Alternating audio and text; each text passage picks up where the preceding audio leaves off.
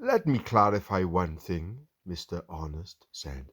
He did not say that this behavior is permitted for everyone, but only for those who did such things before they were saved. For them it is, according to him, permitted to continue doing the same.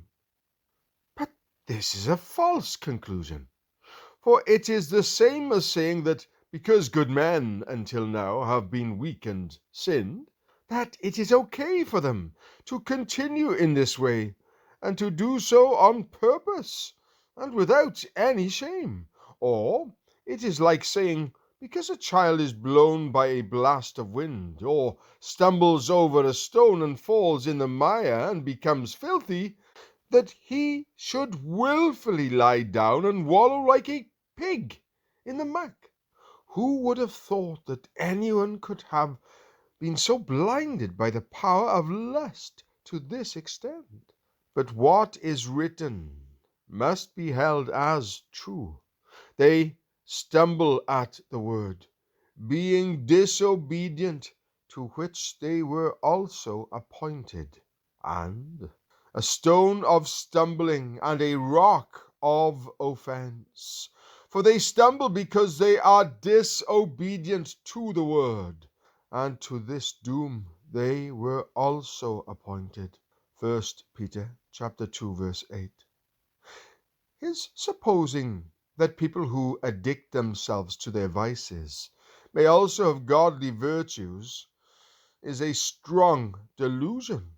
To feed on the sin of my people, Hosea chapter 4, verse 8, like a dog licks up filth, does not reveal that such a person even possesses virtues. Nor can I believe that one who holds to this opinion can presently have faith or love in him. I know you have made strong objections against him regarding this view. When you did, what could he say for himself? Mr. Honest shrugged. Why, he says to live life based on one's own opinion seems abundantly more honest than to live in a way that is contrary to it. Great Heart let out a deep sigh. This is a very wicked answer, for if we freely let our lusts reign, it is sin. While it seems bad to hold back such feeling based on our opinions, yet not to do so is worse.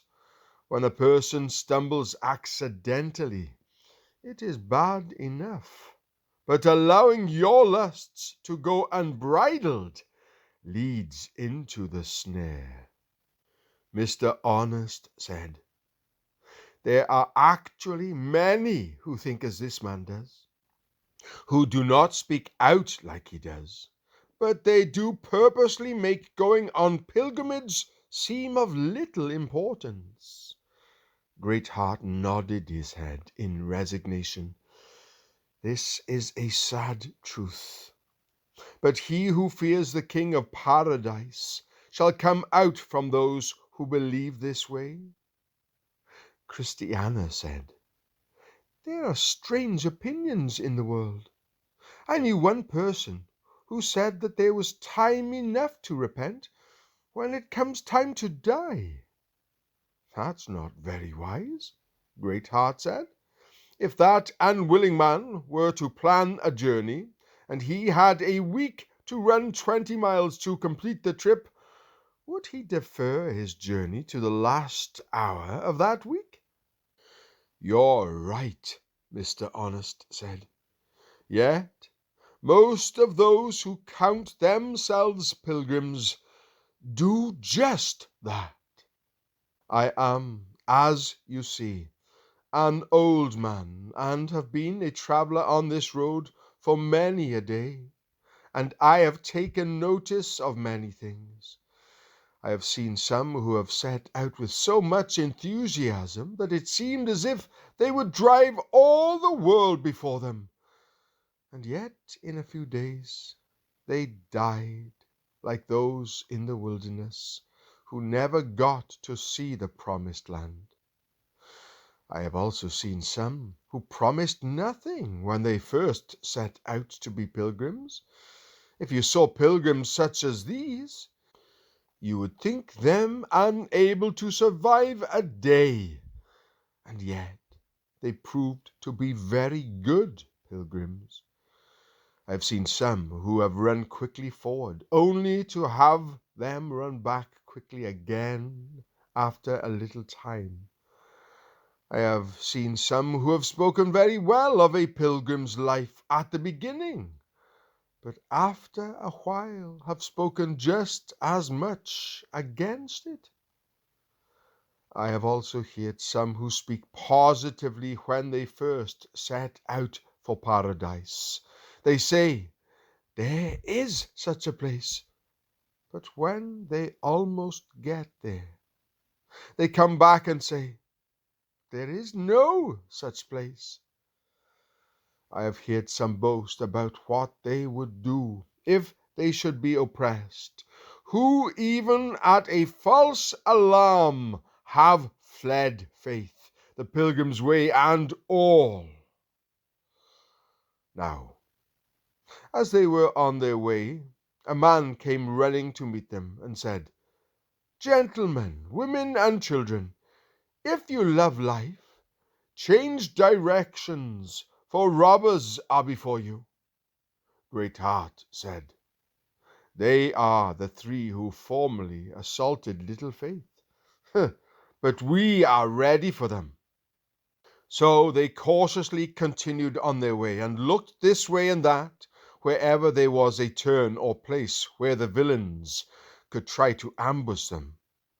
But whether the robbers had heard of Great Heart's reputation, or it was some other reason, the three robbers never even approached the pilgrims. Christiana wished for an inn to refresh herself and her children, because they were weary. Mr. Honest said, There is an inn a short distance ahead of us, where a very honourable disciple by the name of Gaius dwells. Gaius, host to me and to the whole church, greets you. Romans chapter 16, verse 23. They all decided to turn in there and refresh themselves, since the old gentleman had given them such a good report. When they came to the door, they went in without knocking, for folks didn't use to knock at the door of an inn. Then they called for the master of the house, and he came to them. So they asked if they might spend the night.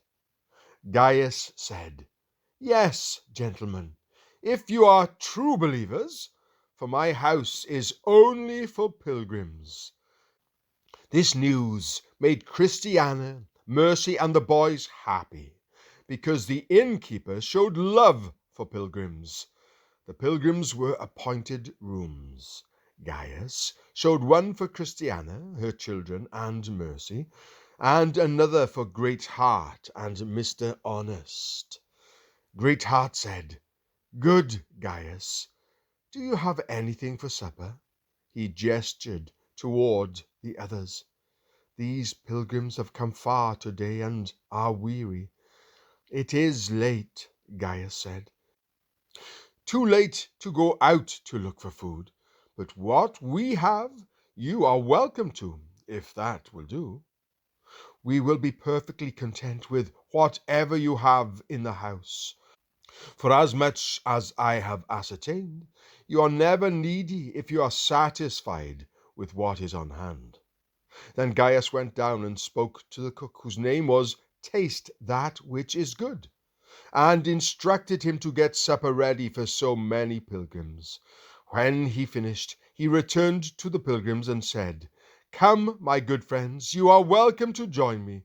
I am glad I have this house and that I am able to show you hospitality. While supper is being prepared, let us sit and entertain one another with some good discussion, if you please. The pilgrims all nodded and said they would be delighted to join him.